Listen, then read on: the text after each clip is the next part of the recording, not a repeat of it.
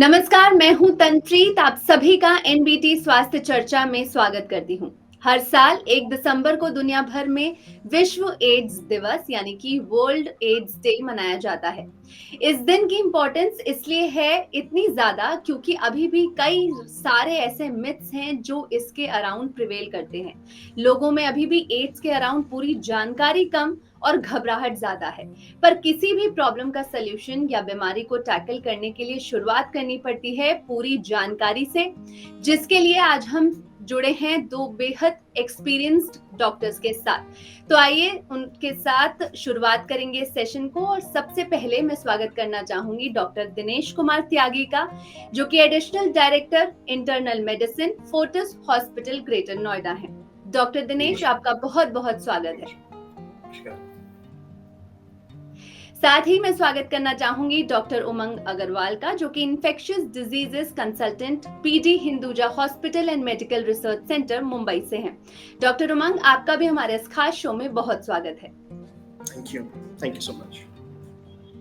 तो हम बिना देरी के सेशन की शुरुआत करेंगे और सबसे पहला सवाल डॉक्टर दिनेश से मैं ये पूछना चाहूंगी कि एचआईवी क्या है। बड़ी ही सिंपल भाषा में हम ये जानना चाहेंगे, और क्या एड्स और एचआईवी एक ही चीज है?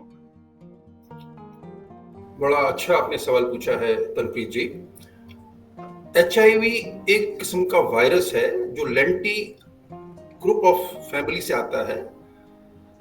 ये जब हमारे शरीर में प्रवेश कर जाता है तो हम उसको एचआईवी इन्फेक्शन कहते हैं। अगर हम समय रहते इसका डायग्नोसिस नहीं कर पाते हैं या इसका इलाज नहीं शुरू करते हैं तो धीरे धीरे बीमारी पनपने लगती है और हमारी जो इन्फेक्शन से लड़ने की क्षमता है वो दिन पे दिन घटती चली जाती है, जिससे अल्टीमेटली हम एक ऐसी समस्या में फंस जाते हैं जिसको हम एक्वायर्ड इम्यूनोडेफिशिएंसी सिंड्रोम यानी कि एड्स कहते हैं। तो एचआईवी एक इन्फेक्शन है जिससे शुरुआत होती है, और अगर इसका हम समुचित उपाय नहीं करते हैं तो धीरे धीरे बीमारी विकराल रूप ले लेती है, जिसको हम एड्स कहते हैं। एड्स का जो बेसिक कारण है वो एचआईवी वायरस है। ये वायरस दो तरीके का होता है, HIV-1 और HIV-2। जो HIV-1 है वो दुनिया में ज्यादा प्रवेल करता है, और जो HIV-2 वायरस है वो यूजुअली वेस्टर्न अफ्रीका में देखने को मिलता है। तो ये बेसिकली एक्वायर्ड डेफिशिएंसी सिंड्रोम है जो HIV वायरस की वजह से होती है। बिल्कुल। तो जितने लोगों में अभी तक ये जो एक संचय था कि जो लोग समझ नहीं पा रहे थे कि बहुत ज्यादा एचआईवी क्या है और एड्स क्या है, डॉक्टर दिनेश ने वो बहुत ही अच्छे और इजी शब्दों में हमें समझाया। डॉक्टर उमंग, जैसे कि एड्स ऑलमोस्ट हम सब जानते हैं कि ट्रीटेबल नहीं होता, क्या एचआईवी ट्रीटेबल होता है? क्या हम ये कह सकते हैं कि एड्स की किसी स्टेज पर जाकर वो प्रिवेंटेबल है? देखिए, जब आप ट्रीटमेंट की बात कहते हैं, एचआईवी जो वायरस होता है वो हमारे सेल के अंदर बाय एंड लार्ज जिंदगी भर रहता है। लेकिन अगर आप उसका ट्रीटमेंट अच्छी तरह से लेते रहें तो इन दैट केस जो एचआईवी वायरस जो होता है वो कंट्रोल में रहता है। तो लोग कहते हैं कि एड्स ट्रीटेबल नहीं है। दिस इज अ मिथ, ये मिथ है। अगर आप डॉक्टर के पास आते हैं जो एचआईवी पेशेंट्स ट्रीट करते हैं, एक बार आपको जब एड्स होता है और जब आप उसका ट्रीटमेंट चालू करते हैं, एंड अगर अपना वो ट्रीटमेंट आप अच्छी तरह से लेते हैं और आगे लेते भी रहेंगे तो आप एड्स से बच सकते हैं। बट अगर आपने वो ट्रीटमेंट बीच में छोड़ दी तो एड्स वापस हो जाएगा। जी जी बिल्कुल। डॉक्टर दिनेश, अगर आप एचआईवी एक्वायर कर लिया है आपने और उसका समय रहते आप उसका ट्रीटमेंट शुरू कर देते हैं, जिसके लिए हमारे पास आजकल बहुत सारी दवाइयां उपलब्ध हैं, तो आप एड्स वाली सिचुएशन तक नहीं पहुंचेंगे, या अगर पहुंचेंगे तो बहुत लेट पहुंचेंगे। लेकिन अभी हमारे पास ऐसी प्रभावकारी दवाइयां हैं जो आपकी एचआईवी वाले इन्फेक्शन को आगे बढ़ने से रोक सकती हैं। और ये देखा गया है कि अगर आपका CD4 काउंट 1 साल के अंदर बढ़ के नॉर्मल आ जाता है और आपका जो एचआईवी वायरस का वायरल लोड है अगर वो शून्य हो जाता है या कम हो जाता है, तो आपके जीने के चांसेस करीब करीब वही होंगे जो दूसरा व्यक्ति जिसको एड्स नहीं या एचआईवी इन्फेक्शन नहीं है। तो ऐसा नहीं है कि इस टाइम हमारे पास इलाज नहीं है। और हाँ, उसको हमें जल्दी शुरू करने की आवश्यकता है। जैसे ही हम HIV इन्फेक्शन पकड़ते हैं, उसका उपाय तभी शुरू कर देना चाहिए। अगर हम बहुत लेट करेंगे, एड्स तक का वेट करेंगे, तो शायद थोड़ी समस्याएं ज्यादा आएंगी। तो ऐसे में डॉक्टर दिनेश, किसी व्यक्ति को HIV है और वो समझ नहीं पा रहा है, टेस्ट ही नहीं हुआ है, उसे पता ही नहीं है उसे HIV है, तो ऐसे में कौन से लक्षण कब से डेवलप होने लगते हैं, किस तरीके के लक्षण देखने को मिलते हैं? कैसे पहचानेगा एक व्यक्ति कि उसे एड्स है या HIV है? हाँ, जो HIV इन्फेक्शन है वो एक्चुअली शुरुआत में होता है जब आप किसी अनसेफ सेक्स या कोई ऐसी और कारण हो, जैसे आप अनसेफ निडल से आपको प्रिक लग गया है या अनसेफ ब्लड प्रोडक्ट्स आपको ट्रांसफ्यूज कर दी गई हैं, तो उसके बाद वो शुरू हो सकता है। शुरुआत में बहुत सारे वेग सिम्टम होते हैं, लेकिन मेनली जो सिम्टम्स होते हैं वो फ्लू लाइक सिंड्रोम होता है। जुकाम हो गया, गले में खराश हो गई, अल्सर्स हो गए, बॉडी एक्स हो गए, मस्कुलर पेन होने लगे, मैलेज होने लगा, टायर्डनेस होने लगी। इस किस्म के सिम्टम्स आपको हो सकते हैं जो तकरीबन 1.5 महीने तक चल सकते हैं। पर जरूरी नहीं है कि हमेशा आपको सिम्टम ही हो, बट अमूमन जो देखा गया है शुरुआत में इस किस्म के सिम्टम ज्यादातर मरीजों में देखने को मिलते हैं। तो ये HIV वाली स्टेज है जिसमें आपको HIV के इन्फेक्शन से एक्सपोजर हुआ, आपके अंदर घुस गया वायरस जो था। उसके बाद जो अगली स्टेज होती है उसको हम लेटेंट या लेटेंसी पीरियड कहते हैं, जिसमें तकरीबन जो 10 साल तक भी चल सकती है, जिसमें मरीज को कोई लक्षण नहीं होता है, मरीज अपने आप को ठीक महसूस कर रहा होता है। हाँ, कभी कभी उसमें हमको लिम्फ नोड्स मिल सकते हैं बड़े हुए, जो लसिका तंत्र की गांठें होती हैं लिम्फ नोड्स, वो कई बार इलाज हो सकते हैं, बट क्लिनिकली पेशेंट को ऐसे बहुत ज्यादा कंप्लेंट्स नहीं होती है उस स्टेज में। उसके बाद की जो अगली स्टेज होती है उसको हम एड्स कहते हैं, जिसमें पेशेंट को बहुत माइल्ड इन्फेक्शन भी विकराल रूप धारण करने लगते हैं। जैसे बहुत सारे वायरस जो अमूमन स्वस्थ आदमी को प्रभावित नहीं करते हैं वो प्रभावित करने लगते हैं। बहुत सारे फंगल इन्फेक्शंस जो आमतौर पे स्वस्थ आदमी को प्रभावित नहीं करते हैं वो प्रभावित करने लगते हैं। या जो ट्यूबरकुलोसिस की डिफरेंट फॉर्म्स हैं, एटिपिकल बैक्टीरिया हैं जो ट्यूबरकुलोसिस करते हैं, वो भी उस व्यक्ति को प्रभावित करने लगते हैं। और कई किस्म के जो कैंसर्स हैं जो केवल ज्यादातर केस में एड्स वाले केसेस में देखने को मिलते हैं, तो बहुतायत में मिलने शुरू हो जाते हैं। तो उसी स्टेज को हम एड्स कहते हैं। तो इसमें आपको काफी समय मिलता है, तो अगर आप समय रहते पहले ही अपनी जांच करा लें और सही समय पे अपना इलाज शुरू कर दें, तो शायद आप एड्स की स्टेज तक नहीं पहुंचेंगे। और वही आज की तारीख में हम लोगों का गोल है, और वही जागृति और यही अवेयरनेस हम लोगों के बीच में पैदा करना चाहते हैं। जी जी जी उमंग, डॉक्टर उमंग। तो डॉक्टर त्यागी ने जो कहा एकदम सही कहा, I completely agree with him. लेकिन एक आम इंसान को, मतलब वो अपने आप को कैसे सस्पेक्ट कर सकता है कि उसे एड्स है? जनरली जब तक एड्स के लक्षण तक आते हैं, मतलब 10 साल का बीच का जो लेटेंट पीरियड है, उसके बाद जब वो सिम्टम्स आएंगे, रेगुलर सिम्टम्स जो कॉमनली देखे जाते हैं वो होता है वजन कम हो जाना, मोर देन 10% जो उनका रेगुलर बॉडी वेट है, लूज मोशन चले जा रहा है 1 महीने 2 महीने 3 महीने से, खांसी आई जा रही है, जब वो अपना मुंह खोलेंगे तो फिर मुंह में वाइट कलर के पैचेस दिखते हैं, खाना खाने में तकलीफ होती है, गले में दर्द होता है। तो ये जनरली कॉमन सिम्टम्स पाए जाते हैं। जेनिटल एरिया में कभी कभी नए लीजन्स आ सकते हैं, तो फिर वो जब आते हैं तो फिर अगेन पेशेंट को एड्स की जो जांच है वो तभी करनी चाहिए। तो ये कॉमन सिम्टम्स है जो पेशेंट्स जिसके साथ हमारे पास आते हैं। And fever, of course, fever lasting, बुखार है which has been lasting for 1 महीने से ऊपर बुखार चले जा रहा है, तो these are the common ones. जी डॉक्टर दिनेश। डॉक्टर साहब ने बिल्कुल वजह फरमाया कि शुरुआत में लेकिन सिम्टम्स वेग होते हैं। जो शुरुआत में जब आपको HIV का एक्सपोजर होता है तो उसमें आपको अल्सरेशंस हो सकते हैं, मैलेज, बॉडी एक, पाइल फीवर, उस तरीके की समस्याएं हो सकती हैं। लेकिन जब आप एड्स की तरफ बढ़ जाते हैं तो जैसे मैंने बताया कि फंगल इन्फेक्शन होने से क्या होगा, आपकी कैंडिडियासिस का इन्फेक्शन हो जाएगा, आपकी जीभ सफेद हो जाएगी, वेट लॉस होगा, परसिस्टेंट आपको फीवर आने लगेगा जिसका कारण समझ में नहीं आएगा, लूज मोशन होने लगेंगे, वेट लॉस हो जाएगा। फीमेल्स में कई बार उनको जेनिटल ऑर्गन से वेजाइनल डिस्चार्ज शुरू हो जाएगा, कई बार उनको इवन यूरिनेशन में पेन होने लगेगा, क्वार्टस में पेन होने लगेगा। मर्दों में कई बार उनको लिम्फ नोड बढ़ जाएंगे और उनका वेट ड्रास्टिकली नीचे चले जाएगा। तो ये सब चीजें हो सकती हैं, पर इसमें सबसे इंपॉर्टेंट ये है कि जैसे ही आपको कहीं भी डाउट होता है कि आपका शायद अनसेफ सेक्स एक्सपोजर हो गया है या निडल से एक्सपोजर हो गया है या कोई ब्लड प्रोडक्ट शायद आपको दी गई है, तो आपको इमीडिएटली टेस्ट करा लेना चाहिए। That can be a better way to confirm it.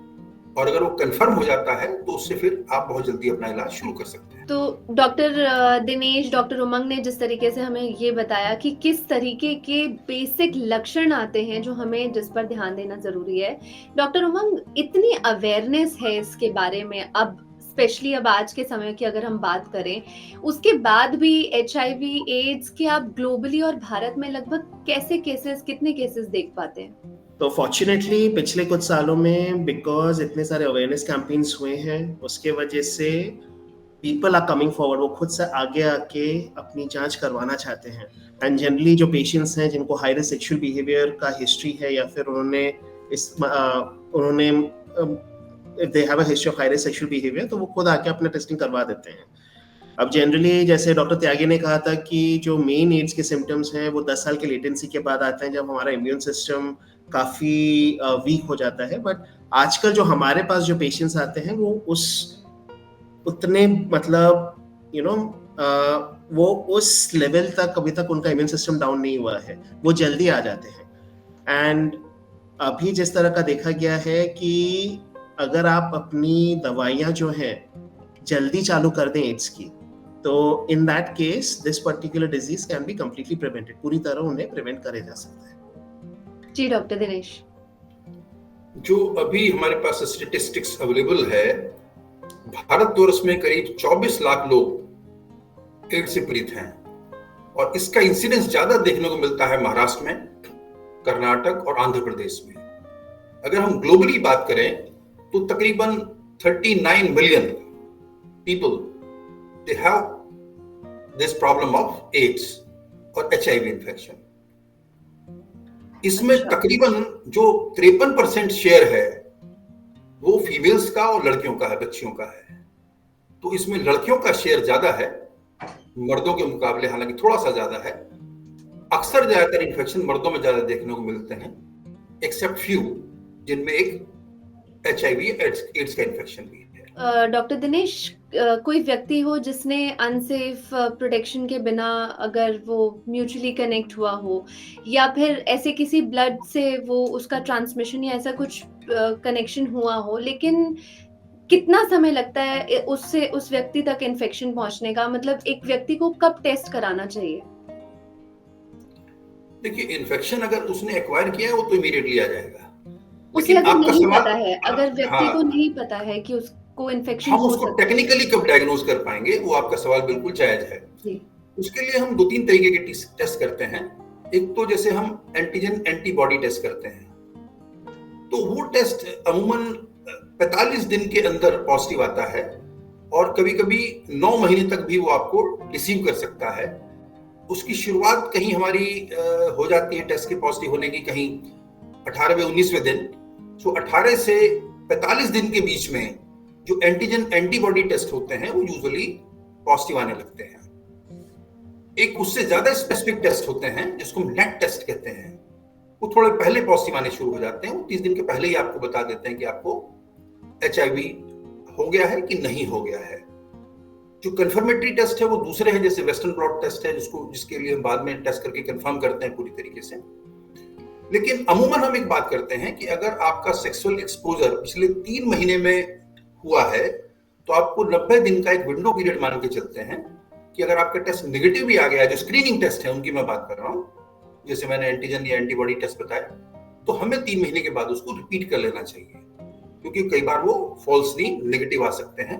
हालांकि जैसे मैंने बताया कि एंटीजन एंटीबॉडी टेस्ट 18 से 45 दिन के बीच में पॉजिटिव आ जाता है और जो नेट टेस्ट है वो करीब 12-13 दिन के बाद में 30 दिन तक के बीच में पॉजिटिव आ सकता है। जी डॉक्टर उमंग। तो अगर आप रीसेंट लिटरेचर देखें, जिस एंटीजन टेस्ट की बात कर रहे हैं डॉक्टर दिनेश, उसको P24 एंटीजन कहा जाता है। और अगर आप देखें जाए तो फिर 15 से 30 दिन का वो रहता है, 15 से 30 दिन का गैप रहता है from the time of exposure. तो जनरली अगर सोचे आपके पास पेशेंट Day 3 पर आया है कि मेरा सेक्सुअल एक्सपोजर परसों हुआ था, तो मैं कैसे कंफर्म करूं? तो in that particular case HIV का जो 4th जनरेशन एलाइजा है, देखिए ये वाली चीज़ बहुत इंपॉर्टेंट होती है क्योंकि काफ़ी टाइम ये वाली चीज़ मिस हो जाती है। तो HIV 4th जनरेशन एलाइजा जो है, ये वाला जो टेस्ट है वो अर्लीस्ट डिटेक्शन 15 से 30 दिन के पहले कर लेगा। But as doctor Dinesh said कि अगर 15 से 30 दिन के बीच में भी अगर बाई चांस नेगेटिव आता है तो in that case 1 test at 2 months और दूसरा टेस्ट एट 3 months, ये इतना करना होता है, वही वाला टेस्ट। अभी रिसेंट गाइडलाइंस अगर आप देखें तो अगर आपका HIV का हमारे जो नाइको गाइडलाइंस हैं उसमें उन्होंने बहुत अच्छी तरह से they use a 3 test method, 3 test के मेथड के बेसिस पे मतलब वो लोग डायग्नोसिस देते हैं। और अभी रिसेंटली जो गाइडलाइंस आए हैं उसमें भी वेस्टर्न ब्लॉट का जो इम्पोर्टेंस है वो काफी कम हो गया है, तो आजकल हम वेस्टर्न ब्लॉट नहीं करवाते अपने पेशेंट्स का। जी, कोई ऐसे टेस्ट डॉक्टर जो घर पे किए जा सकते हैं या डॉक्टर के पास आकर के ही ये पॉसिबल है? हम एक्चुअली अपने जो गम्स है उससे भी टेस्ट कर सकते हैं, और उसमें एक्चुअली जो हमारा रिएजेंट होता है या जो हमारी स्टिक होती है उसको गम से रब करना होता है, वहां से जो ब्लड प्रोडक्ट्स होती हैं उसको एक्चुअली कैप्चर करना होता है। तो वो भी हमें कई बार इस तरीके से हेल्प करता है, और ये वेस्टर्न वर्ल्ड में काफी कॉमन है जहाँ पे लोग अपना ये सैंपल निकाल के खुद टेस्ट कर लेते हैं। हिंदुस्तान में शायद उतना पॉपुलर नहीं है, बट वो किया जा सकता है। जी, तो डॉक्टर उमंग, अगर मैं बात करूं, जनरली लोगों का परसेप्शन होता है कि एड्स जो होता है वो मल्टीपल सेक्सुअल पार्टनर्स होने की वजह से होता है। क्या ये सही है या इसके अलावा भी कई और कारण हो सकते हैं एड्स होने के? तो कॉमन एक्सपोजर होता है through sex, unsafe sex, and specially अगर आपके पास बहुत सारे सेक्सुअल पार्टनर्स हैं तो HIV होने के चांसेस अनडाउटेडली बढ़ जाते हैं, but sex is not the only way. कुछ सालों पहले तक ब्लड ट्रांसफ्यूजन की वजह से भी ये तकलीफ होती थी, बट आजकल लैब स्टैंडर्डाइजेशन इतना अच्छा हो चुका है कि ब्लड ट्रांसफ्यूजन से HIV का ट्रांसमिशन होना काफी कम हो चुका है। तीसरी चीज एक है, अगर आपकी HIV पॉजिटिव मदर है और अगर उनका HIV कंट्रोल में नहीं है तो इन दैट केस माँ के थ्रू बच्चे को हो सकता है। तो ये वाली जो चीज है, this is called vertical transmission, कि मतलब माँ से बच्चे के लिए। तो सेक्स एक है, ब्लड नीडल स्टिक इंजरीज काफी कॉमन होते हैं हेल्थ केयर वर्कर्स के लिए, स्पेशली अगर आप हेल्थ केयर सेटिंग में काम कर रहे हैं और पेशेंट को सपोज ऑपरेट किया जा रहा है, कभी कभी जो नीडल्स होते हैं वो प्रिक हो जाते हैं, और स्पेशली अगर HIV पॉजिटिव पेशेंट है जिसको ऑपरेट किया जा रहा है, जिसका वायरल लोड कंट्रोल में नहीं है, उसका अगर नीडल प्रिक हो गया तो 0.03% चांसेस हैं कि जिस हेल्थ केयर वर्कर को प्रिक हुआ है उनको भी HIV हो जाए। तो these are the various modes of transmission.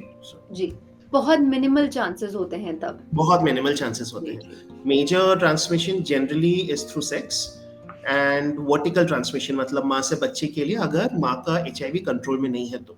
अगर माँ का HIV कंट्रोल में है तो फिर बच्चे को होने के चांसेस बहुत कम है। जी, सेक्स के बारे में सेक्स के बारे में तुम्हें बताना चाहूंगा कि केवल ये वेजाइनल सेक्स नहीं है जिससे इन्फेक्शन होगा, ये एनल भी हो सकता है, ओरल भी हो सकता है, और इवन डिजिटल भी हो सकता है। तो हमें तीनों चारों चीजों के विषय में ये जानकारी होनी चाहिए कि तीनों चारों मोड से हमारा सेक्सुअली ये बीमारी ट्रांसमिट हो सकती है।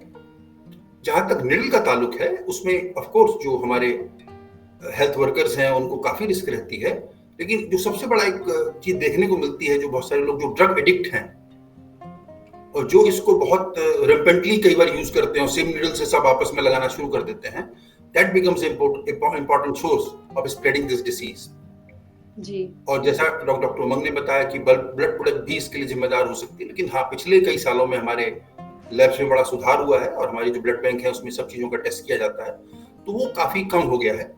और वर्टिकल ट्रांसमिशन के बारे में जैसे बताया कि ऑफ कोर्स अगर मदर को HIV है तो बच्चे में जाने के पूरे चांसेस हैं।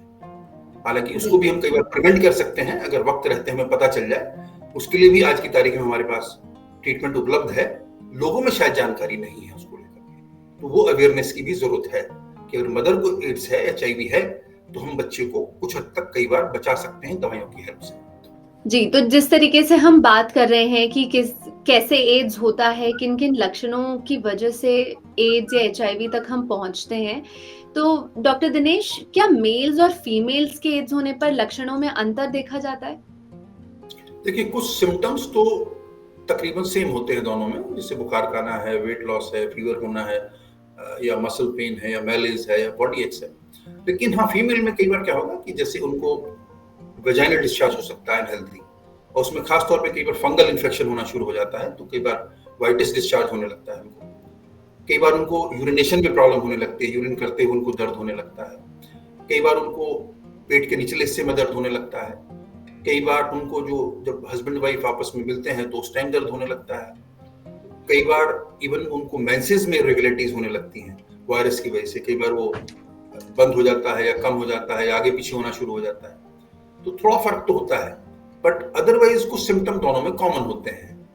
जैसे मैंने बताया कि बुखार आना है, वेट लॉस है, लूज मोशंस है, लिम्फेडेनोपैथी है, मैलेज है, बॉडी एक है, टायर्डनेस है, ये सब कॉमन होते हैं। मर्दों में कई बार लिम्फ नोड्स हो सकते हैं, निमोनिया दोनों में हो सकता है, चेस्ट इन्फेक्शन दोनों में हो सकते हैं।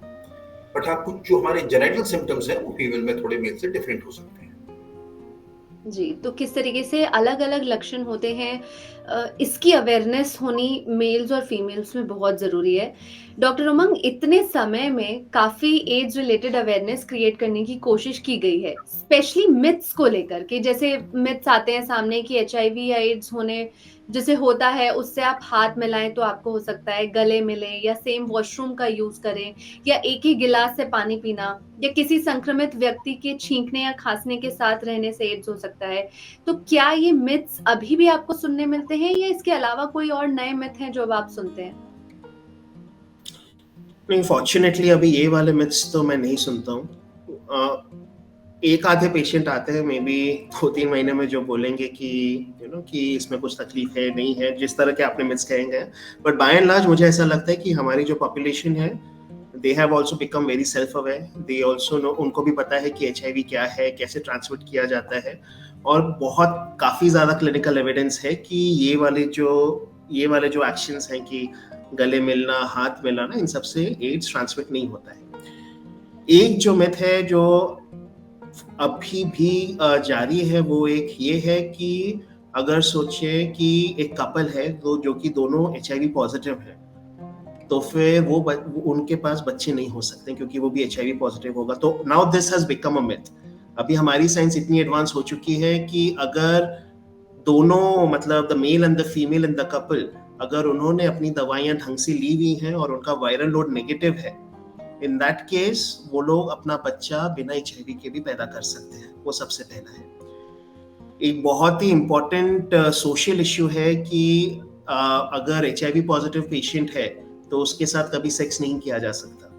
ये भी एक मिथ कहा जाता था, लेकिन अगेन इतने स्टडीज हो चुके हैं जिसमें कहा गया है कि अगर जो HIV पॉजिटिव पेशेंट है जिसने अपनी दवाइयां ढंग से ली हुई हैं और उसका वायरल लोड अगर नेगेटिव है, तो फिर वो पेशेंट को भी सेक्स करने का पूरा अधिकार है और उसके थ्रू HIV ट्रांसमिट नहीं होगा।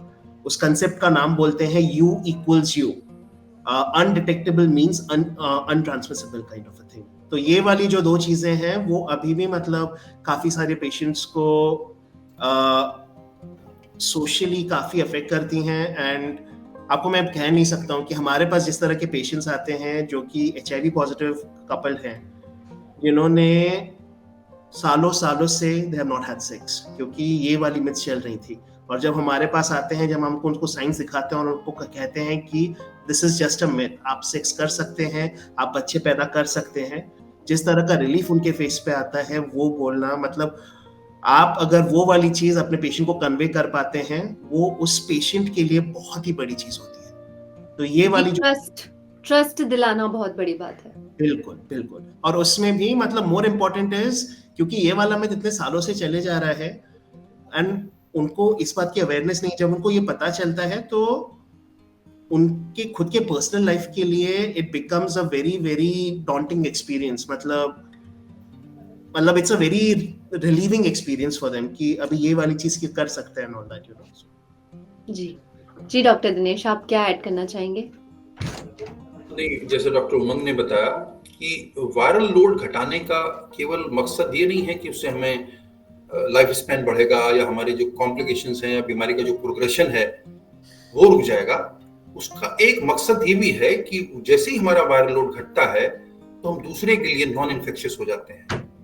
और ये अभी भी लोगों को शायद ज्ञान नहीं है और ये मिथ अभी भी प्रिवेल करता है। जैसा डॉक्टर उमंग ने भी कहा कि अगर किसी को HIV इन्फेक्शन है तो वो प्रेग्नेंट नहीं होना चाहिए, उसके बच्चे नहीं होने चाहिए क्योंकि उसको भी HIV हो जाएगा। लेकिन अगर उस फीमेल का वायरल लोड हम कम रखेंगे या ऑलमोस्ट जीरो रखेंगे तो जरूरी नहीं है कि उससे होने वाले बच्चे को भी HIV का इन्फेक्शन हो। और यही चीज बिल्कुल सही है कि वो अगर आपस में मिलते भी हैं, सेक्स भी करते हैं, तो वो फिर इन्फेक्शन स्प्रेड होने के चांसेस ऑलमोस्ट जीरो होते हैं। तो ये अभी अवेयरनेस लोगों में नहीं है, और ये भी अवेयरनेस अभी थोड़ी सी कमी है उसकी। जैसे ही हम HIV की बात करते हैं तो हम उसको कहते हैं इसका कोई इलाज ही नहीं है, या फिर हम सीधा अपनी उल्टी गिनती शुरू कर देते हैं।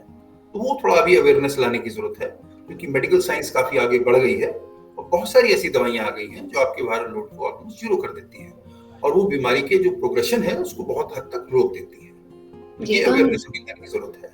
बिल्कुल, हम ये कह सकते हैं कि अगर एक कपल जो दोनों HIV पॉजिटिव हैं, वो इस तरीके से, जिस तरीके से आपने बताया कि मेडिकेशंस के थ्रू और प्रॉपर ट्रीटमेंट के थ्रू उस चेन को अपने आगे आने तक रोक सकते हैं। अगर वो बेबी करना भी चाहते हैं, वो इस तरीके से रोका जा सकता है। बिल्कुल, तो इस अवेयरनेस को क्रिएट करना जरूरी है। मतलब दोनों बंदों को भी HIV होना पॉजिटिव वो नहीं है। HIV डिस्कॉर्डेंट कपल्स होते हैं जिसमें एक पार्टनर HIV पॉजिटिव है, दूसरा HIV नेगेटिव है।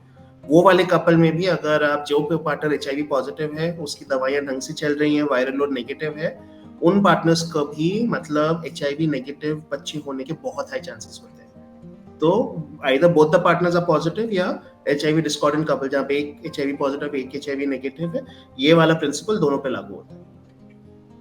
जी, तो ये हमें समझना है और ये अवेयरनेस क्रिएट करनी है, और मुझे लगता है कि बहुत ज़रूरी है हमारी ऑडियंस इस बात को समझे। डॉक्टर दिनेश, अगर मैं आपसे ये पूछूं कि HIV एड्स की स्टेजेस होते हैं, कोई स्टेज के थ्रू वो आगे बढ़ती है एड्स की बीमारी? अगर ऐसा है तो उन स्टेज के हिसाब से किस तरीके के लक्षण, क्या उनमें बदलाव होते हैं? बिल्कुल, हम स्टेजेस में इसको क्लासिफाई करते हैं। जो पहली स्टेज होती है इसमें, जैसे मैंने बताया ना, शुरू में मरीज को बेसिकली फ्लू लाइक सिम्टम्स हो सकते हैं। जैसे उसको एक्सपोजर हुआ तो उसको करीब 1.5 महीने तक इस तरीके की समस्या हो सकती है कि भाई उसको मुंह में छाले हो गए, या जहाँ जेनिटल्स हैं वहाँ छाले हुए, या उसको जुकाम जैसा हो गया, गले में दर्द होने लगा, शरीर में दर्दें होने लगी, मसल्स पेन होने लगे, टायर्डनेस फील होने लगी। इस किस्म के वेक सिम्टम हो सकते हैं, उसको हम स्टेज 1 कहते हैं। उसके बाद जो अगली स्टेज होती है उसको हम लेटेंसी की बात करते हैं। उसमें जो सिम्टम्स हैं पेशेंट के वो गायब हो जाते हैं, और यही एक स्टेज है जिसमें हम कई बार केयरलेस हो जाते हैं। तो पेशेंट को सिम्टम्स ज्यादा नहीं होते हैं, अगर आप उसको एग्जामिन करेंगे तो उसमें कई बार लिम्फ नोड्स बड़े हो सकते हैं, उनका साइज बढ़ा हुआ हो सकता है। और ये स्टेज, इसको हम लेटेंट पीरियड कहते हैं, लेटेंसी पीरियड कहते हैं, ये तकरीबन 10 साल तक चल सकता है। तो उसमें पेशेंट कई बार केयरलेस भी हो जाता है, उसको लगता है उसे कुछ भी नहीं है।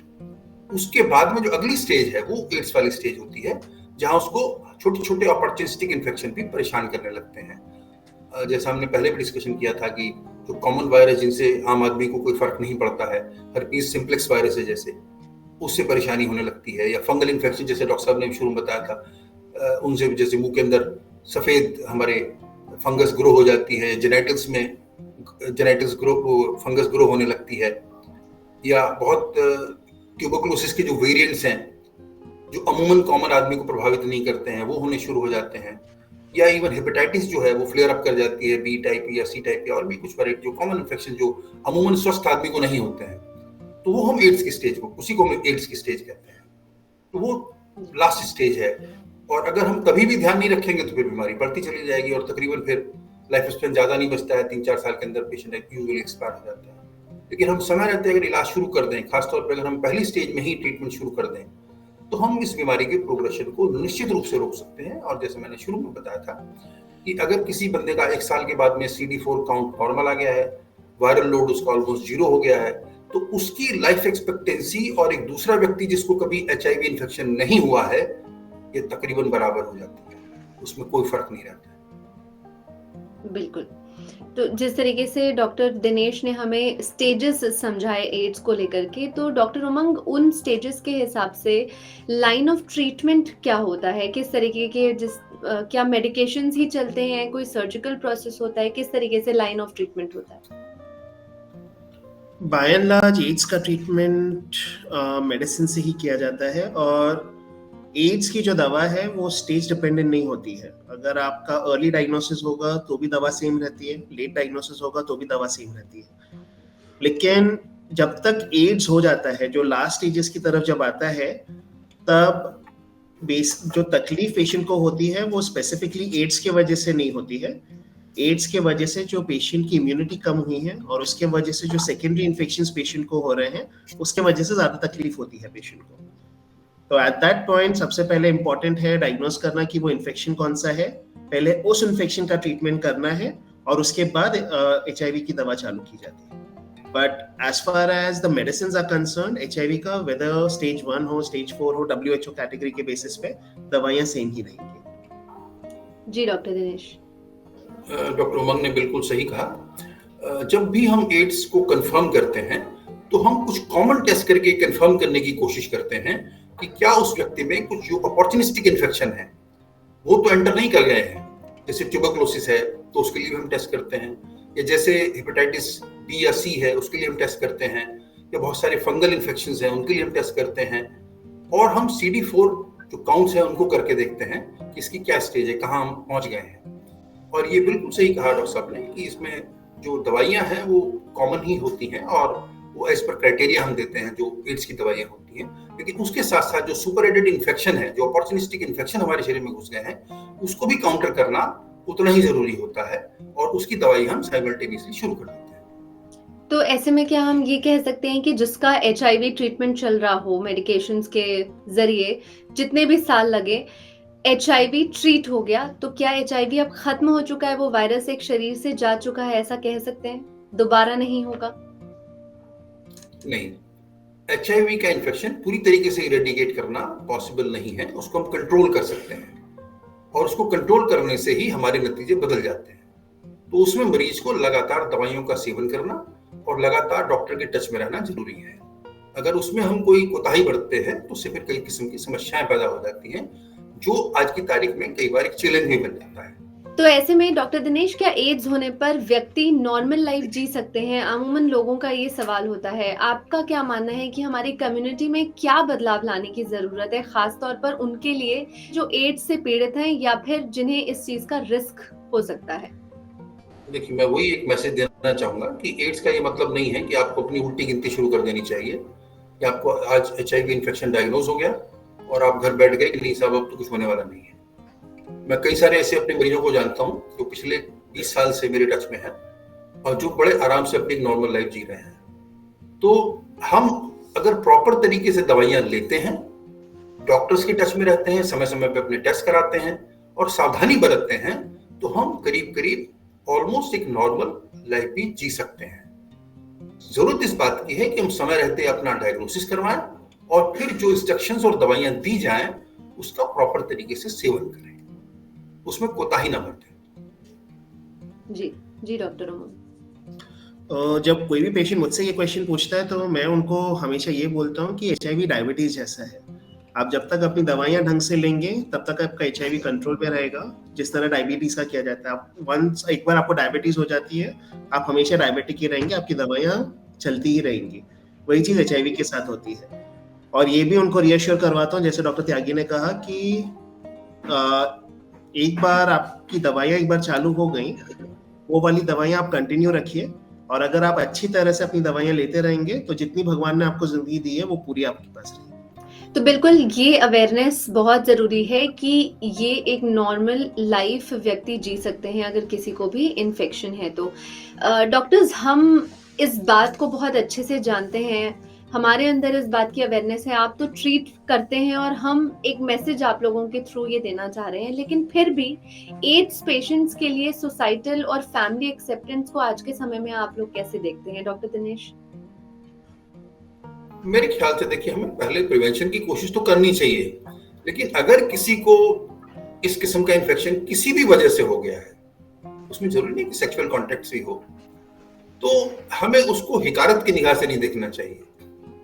और ये मेरे ख्याल से चेंज भी आया है और इसमें कोई इश्यू नहीं है। जैसे अभी डॉक्टर साहब ने भी डिस्कस किया और मैंने भी आपसे बताया कि अगर आप समय रहते डायग्नोसिस बनाते हैं और सही से इलाज करते हैं तो आप ऑलमोस्ट एक नॉर्मल लाइफ जी सकते हैं और इवन आप अपनी सेक्सुअल लाइफ का मजा भी ले सकते हैं और बच्चे पैदा करने में कोई दिक्कत नहीं है।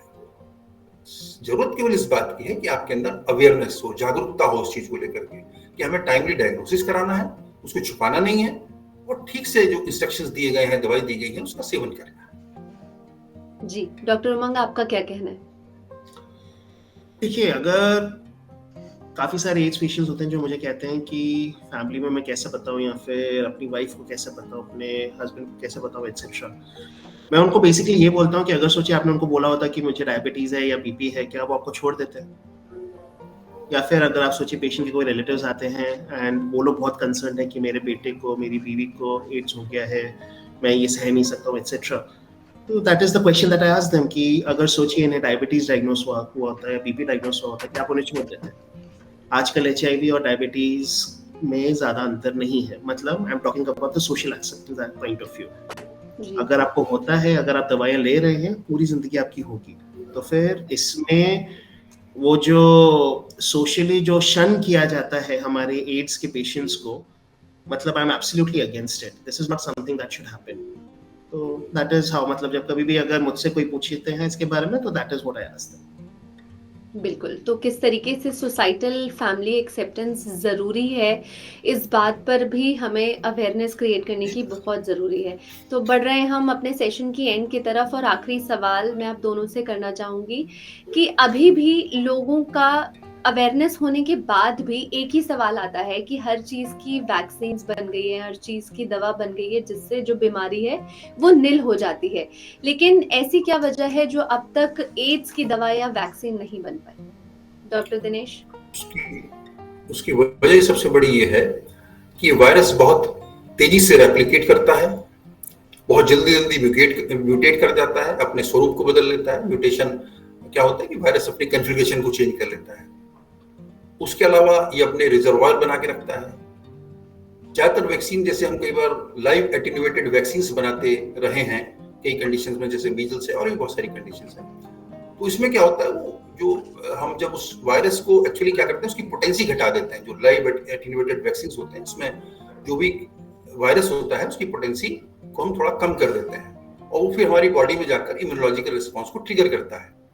लेकिन यहाँ पे क्या होता है, वो कई बार उसमें खतरा इस बात का रहता है कि हमारे जो सेल्स है उसके डीएनए को हैक करके वो कई बार बीमारी को जन्म दे सकता है। तो इस वायरस की जो म्यूटेशन की कैपेसिटी है, तेजी से रेप्लिकेट होने की जो एबिलिटी है, और जो ये हमारे डीएनए को हैक करता है, उसके चलते वैक्सीन बनाने में और दवाई बनाने में डिफिकल्टी आती है। तो इसीलिए अभी तक इतने साल से हमने एचआईवी डायग्नोज कर लिया है, पर अभी वैक्सीन बनाने में सफलता नहीं मिल पा रही है। जी डॉक्टर उमंग। मैं बिल्कुल अग्री करता हूँ डॉक्टर दिनेश की बातों से कि आपका एचआईवी का जो वायरस है बहुत स्मार्ट वायरस है, फटाफट म्यूटेट होता है, और उसमें आप वैक्सीन नहीं बना सकते हो। बट आज भी काफ़ी रिसर्च जारी है एचआईवी वैक्सीन के बारे में। अभी तक अनफॉर्चुनेटली कोई कोर वैक्सीन आई नहीं है, लेकिन आई वुडंट से कि आगे वैक्सीन आने के चांसेस एकदम शून्य है। हमें लगता था कि मलेरिया की कभी कोई वैक्सीन आएगी नहीं, लेकिन अभी रिसेंटली मलेरिया की नई वैक्सीन आई है। डेंगू की वैक्सीन का मतलब रिसर्च अच्छा चल रहा है। There are some promising dengue vaccines. आगे जाके कुछ सालों में I am pretty sure that we will get a vaccine, but unfortunately at present in 2023 हमारे पास कोई वैक्सीन नहीं है। जी डॉक्टर दिनेश, ऐसा कभी क्या आपके पास कोई पेशेंट आए हैं जिनको आप ट्रीट कर रहे हैं लेकिन उन पर दवा जो है वो असर नहीं कर रही? ऐसा कभी पॉसिबल होता है किसी सिचुएशन में? वो उन्हीं केसेस में होता है जो या तो प्रॉपर तरीके से दवाई नहीं लेते हैं, या टाइमली उसको शुरू नहीं करते हैं, या जिस अमाउंट में जिस तरीके से दवाई ली जानी चाहिए उस तरीके से नहीं लेते हैं, या वो कई बार कैजुअल होते हैं, उन्होंने कुछ दिन खाई दवाई उसके बाद बंद कर दी। तो उन केसेस में ऐसा देखने को मिलता है। अदरवाइज अगर आप स्मूथली प्रॉपर तरीके से डायग्नोसिस बनवाते हैं, जो अपॉर्चुनिस्टिक इन्फेक्शन है उनको प्रॉपर तरीके से एड्रेस करते हैं, और सही मात्रा में सही तरीके से दवाई का इस्तेमाल करते हैं, तो यूजुअली पेशेंट के नतीजे काफी एनकरेजिंग होते हैं। उसमें बहुत ज्यादा परेशान होने की जरूरत नहीं होती है। तो हमारे साथ चर्चा करने के लिए मैं आप दोनों डॉक्टर्स का बहुत बहुत धन्यवाद करूंगी कि आपने बहुत ही अच्छे से और बहुत ही साझे तरीके से हमारे सवालों का जवाब दिया, लोगों में अवेयरनेस क्रिएट की। आप दोनों डॉक्टर्स का बहुत बहुत धन्यवाद हमारे साथ जुड़ने के लिए। Thank you so much. Thank you. Nice meeting you doctor Dinesh. तो करेंगे हम इस सेशन को एंड, और फिर मुलाकात होगी नए एपिसोड के साथ स्वास्थ्य चर्चा पर। तब तक के लिए Goodbye.